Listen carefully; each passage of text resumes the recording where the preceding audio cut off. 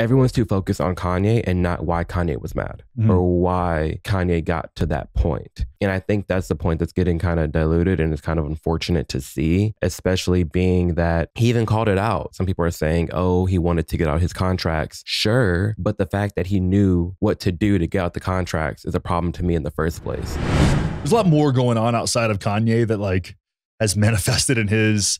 And I think it's safe to say, like, I've been around people who have like a little bit of a mental break. Like, I feel like he's in something like that, but he's also kind of a genius. So you get these like crazy, you see that with like Stanley Kubrick and these different people, like they're on a different wavelength. Like there's that line between genius and crazy is real It takes a lot of time to actually dissect what they mean and what they say, because they're just throwing things at that high level. It's like, you need to say, if he makes a 3-hour long podcast interview, you're spending another 3 hours dissecting it just because it's that sparsed out. Yeah, and he's got a lot. You can tell he's angry. And what my kind of take on it was, I think Lex Friedman did the best job. I just listened to the Drinking Champs, like that one. I listened to that while I was duck hunting. So I like actually ended up waking up at 1 a.m. and just like went, because I was going to wake up at 2, but I woke up at 1. So I was just like driving for like 4 or 5 hours that day around, and I was just listening to that the whole day. So I was like immersed in it and kind of halfway like awake and asleep. And so I was listening to this and I'm like, man, this guy is like, he's on one, but you could tell there was like something to it. And I think like blaming it all on the Jews is a bit much, right? Like it's like, I think there's a different way to go about it. There's a way different way to go about it. And what I was trying to say whenever I was even breaking it down for my show was, I want to see where he's coming from here. Like, what is this coming from here? Even that, like even saying like, my biggest thing was that I heard him say and really resonate with me. You don't see these in the clips, was he really wanted the Black community to operate more like the Jewish community does. Yeah. He was jealous, jealous of the Jewish community. Yeah. And it's not a secret that like, if we look at the percentage of Black folks that there are in the United States and the percentage of Jewish folks that there are in the United States, and like, how many, if you look at the CEOs of company, the founders of companies, you go down that rabbit hole, and like, there's a lot more Jewish folks that are way better off and more powerful than there are Black folks. That's just objectively Tenfold. True. That's just not, as a fact. And when you look at the entertainment industry, it's like, and I said this about, I was talking to my wife about this. It's like any singular ideology that is, the head of every major media company, every major music label. Like, if it doesn't matter if it's Christians, Black people, white people, like if it's homogeneous in some way, like I have a problem with that in general, right? Yeah. So when it comes to Israel and stuff like that, I get called anti-Semitic because like I just principally have an issue with ethno-states. Like that's just, to me, is like, it doesn't matter if it's Iran, like all of that, Israel, like to me, it's all the same. It's like ethno-states in general I'm a secular government principled actor. I don't like Christian nationalism either. Like it's equal opportunity. I just happen to live in a state or country where, we have really Christianity as the dominant force. And so I criticize that more than otherwise. But I try to like zoom out of this and look into it. I'm curious, like, what have you seen as a Black man, especially, and you've been around? I mean, you were at the premiere of Candace Owens' BLM video. You were there. You've been around more of this, and I'm curious what your take is on all of it. Yeah, I think it's unfortunate that the way it's going down and how he said certain things, I feel like it could have been done a different way. But overall, it was twofold, because on one end you have the Black community that low-key don't even care about what he said about the Jews. Like they just don't care. They're more pissed about his stance on George Floyd and being, with Candace Owens and all that. And then you have the Jewish community that's mad about, obviously, the DEF CON and all that stuff. So it's a double whammy, and everybody thinks they're together. They're together in that they want to cancel Kanye, but not together on the same principle. And Kanye's been talking about this a lot in his recent interviews, is that everyone's too focused on Kanye and not why Kanye was mad or why Kanye got to that point. And I think that's the point that's getting kind of diluted, and it's kind of unfortunate to see, especially being that he even called it out, like some people are saying, oh, he wanted to get out his contracts. Sure. But the fact that he knew what to do to get out the contracts is a problem to me in the first place. Because it's like, why is it that he says certain things about the Jewish community, which a lot of it's just out of jealousy, like we just talked about, and he gets canceled like this, like to not even Alex Jones level, yet he can talk all this stuff about the black community and it's fine, or a lot of people talking about like straight white male or talk about white men in this nation. Every race gets crapped on except for really one. And it's bothering me to see this unfold the way it is. Even if it's wanted or not, it's still unfortunate because I see a black man who was the richest black man in this country telling people what's happening in the fashion industry, which he's dominating, and the music industry, which he's dominating, and everyone's ignoring him. Yeah. And it's like you would think that you would listen to someone of that caliber, and a lot of people just aren't. That's what I said on the show is that, I mean, I've been around reasonably famous people as you have, and that's not a flex by any stretch of the imagination, but you see, especially when you're like partying and doing drugs with relatively famous people, like how you start to see a little bit of what's going on, right? You see a little bit of like the dark underbelly of shit, right? Yeah. And I'm like, with my limited experience as a nobody, right? Mm-hmm. I understand that Kanye has seen more dark, nasty shit. And when I say dark, nasty shit, I don't mean like crack alleys and shit like that. Nothing like that. I'm not talking about like the stuff you see on the streets. Like if you go to downtown Denver or whatever city, right, in the middle, and that's not what I'm talking about. I'm talking about like the dark underbelly of like the powerful, rich folks in the world. He's seen more of that shit than I have. And I understand that, you know, and he is a little out there and he is bipolar, right? Like I think that's pretty well understood. And he's going to go off the rails. But to me, it's very similar to Alex Jones, where I'm like, this guy has seen some things that I haven't seen. I have to sift through what he's saying to try to get to what I'm trying to get to out of it. I've got to like sift. It's like I have to fine tooth comb it like I'm painting for gold, right? Like just trying to get. You have to work to listen to these people. It's hard, but I just understand that like this guy's seen things I haven't seen. So there's something in here for me to listen to, whether I know what it is yet or not. And I try and look at it while being relatively objective. And then I zoom out and I'm like, okay, really? I mean, what he's saying, and I'm not trying to be anti-Semitic here. I've even said this, and this is my kind of disclaimer. I think the Jewish faith is actually really interesting.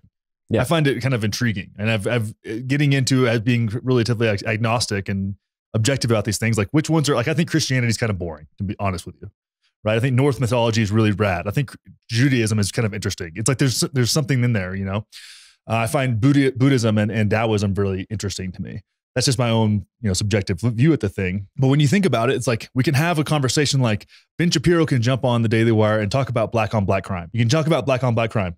You can talk about Mexicans bringing fentanyl over the border, right? Mm-hmm. You can have that conversation, right? You can talk about toxic white cis men or whatever, right? Mm-hmm. All culturally okay. You can't talk about Jews ever. You can't criticize Jews, right? Which I understand this, there's the Jewish folks, and I get that there's like a lot of trauma there. There's also a lot of trauma in the Native American community, in the black community, in the poor white community. Trauma everywhere. Everywhere, right? So it's like, I understand that your people went through something really hard in the 1940s. And it's disgusting and it's tragic, and nobody defends that. If you're a Holocaust denier, we're having a different conversation. But like in my lifetime, I've never seen that from the Jewish community. I've seen the Jewish community be incredibly exclusive of everyone else, mm-hmm. and very successful. And you think about this, like there's that kind of cliche or that stereotype of like the Jewish mother that's like, you need to find a good Jewish boy or girl, like that they want to keep, like there's something about that, which I think is kind of beautiful, right? It's like the Jewish people, because of millennia really of like oppression in some sort of way, have become very tight knit and kind of look out for their own. That's fine. If my mom said, I want you to find a nice white girl, like I would think that was really weird. You know what I mean? As a race, and you're in a mixed race relationship. It's like, I don't think about those kind of things, but Jewish people think about those things, I would say, more than most. Maybe Catholics would be up there as well, but that's a belief system, not a race. Anti-Semitic to point that out. I know it's fine. It's fine. Like and that's cool. I think but then I look at Kanye and I'm like, it seems like he kind of wants more of that in the black community. And I think he's projecting a lot of that onto just like the Jewish people. He wants that, and he's projecting it on the Jewish people just because primarily all the people who he's dealt with in this sphere are all Jewish. Yes. And so he's lumping them together the same way Ben Shapiro lumps people together. And just because we hear terms like the black community or the Mexicans or the Asian community doesn't mean that everyone thinks it's a broad stroke of everyone. Yeah. Like when Kanye said, oh, the Jewish controlled media, I'm not looking at my friend who's Jewish and saying, oh, you're controlling the media. Like I understood what he meant. Like I think most people understood what he meant by that. And you're right. I think he is just jealous of the way that their communities ran, and he wants that for black people. And he sees that people capitalize off of keeping Black people down. Kanye says they're all Jewish. I haven't looked into that for myself.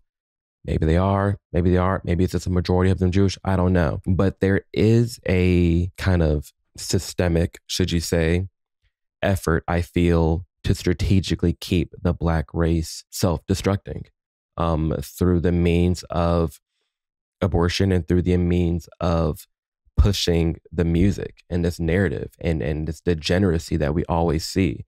Like Candace Owens always talks about it. We don't see successful Black families anymore like we do back in the 70s, 80s, and 90s. All you see is the world star, like the Real Housewives fighting each other. You see the rappers shooting and killing each other, and it's all promoted. It's all rewarded in this community. And you have record label executives picking and choosing who to sign. It's like, here's a conscious rapper who raps about positivity and spits bars, or here's someone who's rapping about shooting and killing someone. Let's prop this guy up and give him a check. So to a certain point, these people do need to be brought down. And I think there can be a little bit of both. And this is something like, coming as a white kid from rural Texas, like I used to love Tupac. I still love Tupac, right? But like back in the day, I had like a 15-inch subwoofer in my truck, and I'd like listen to Tupac. And like, bless. If you listen to Tupac, like it was, I would say, like what they would call like them thugs back in the day. You know, it's like, I'm not against rap, but I am against them thugs. Right. The Bone Thugs Harmony had that as an intro, one of their songs. But it's like, if you look at like Tupac's lyrics versus what you see today, right? It's like a lot of his stuff, like he talks, right, talking about how we treat each other poorly. Like we know, like the same thing Kanye's saying, like our people are sick. Mm-hmm. You know, the way we treat women is fucked.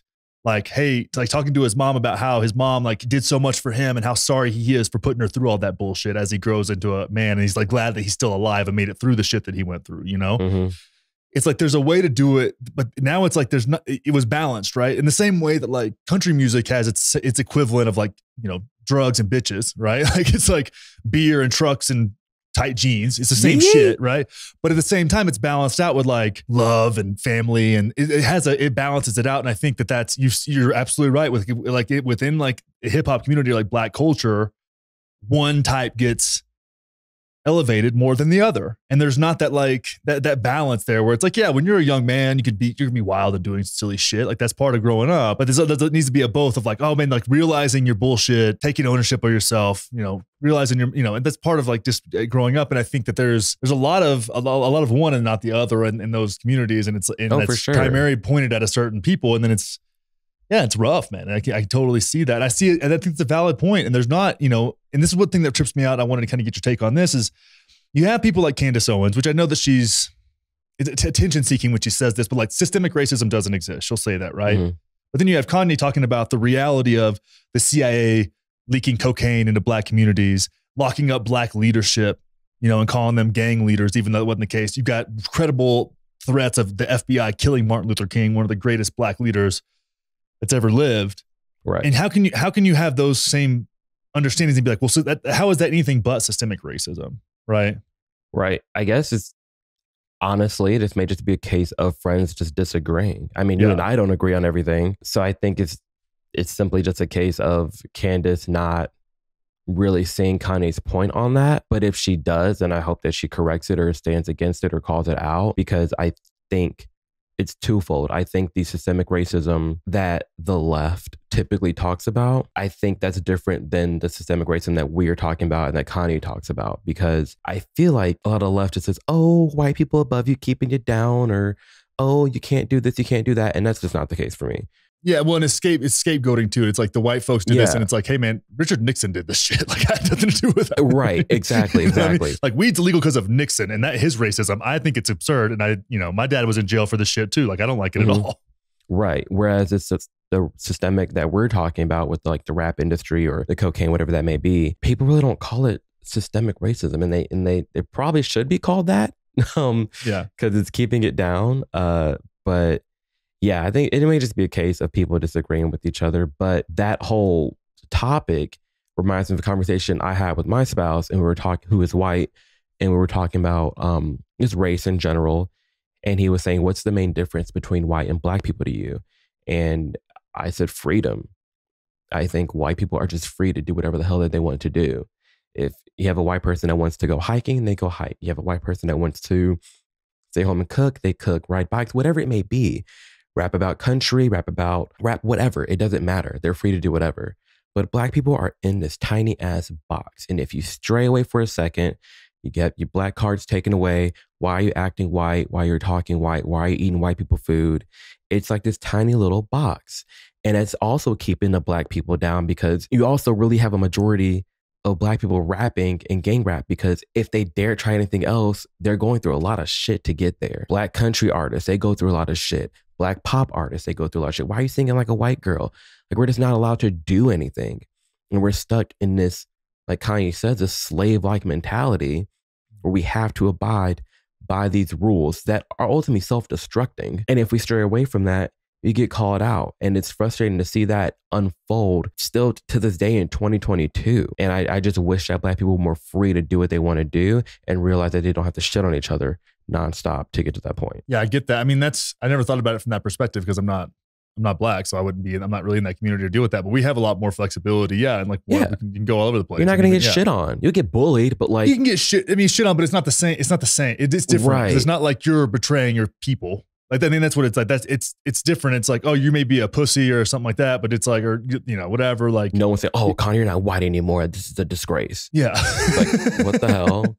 Like, and it's real. Call me like, Uncle Tom or whatever that shit is. Right. Like, that's, yeah. Here's the deal, Jack. YouTube hates us. They hate us. We're being persecuted against. I don't want to say it's because of my race, but we can make some assumptions. You know what I'm talking about? And one thing you can do to really help this channel out is subscribe, hit that thumbs up button, turn on post notifications, and leave a comment on this video. Okay, overcome the hatred.